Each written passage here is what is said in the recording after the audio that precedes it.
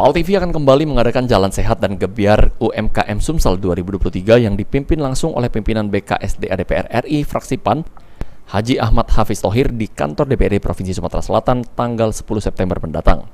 Muhadi Syukur sebagai Ketua Panitia Pelaksana Event Jalan Sehat PAL TV mengatakan untuk kegiatan Jalan Sehat dalam rangka menggerakkan ekonomi usaha mikro, kecil, dan menengah mendapat respon yang sangat baik dari masyarakat khususnya di Kota Palembang. Untuk mendaftar Jalan Sehat sehari bisa mencapai 300 peserta. Hingga saat ini, jumlah pendaftar Jalan Sehat sudah mencapai 1.000 peserta.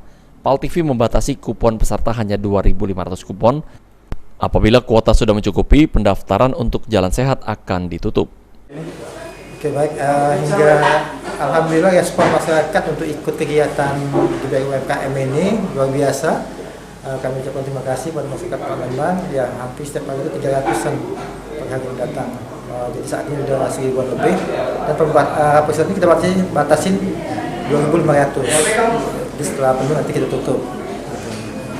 Untuk kupon sendiri Kak, bisa diambil di PAL TV?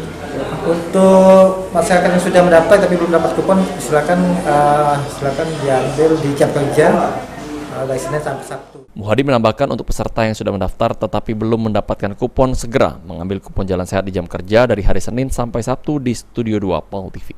Eki Saputra, PAL TV.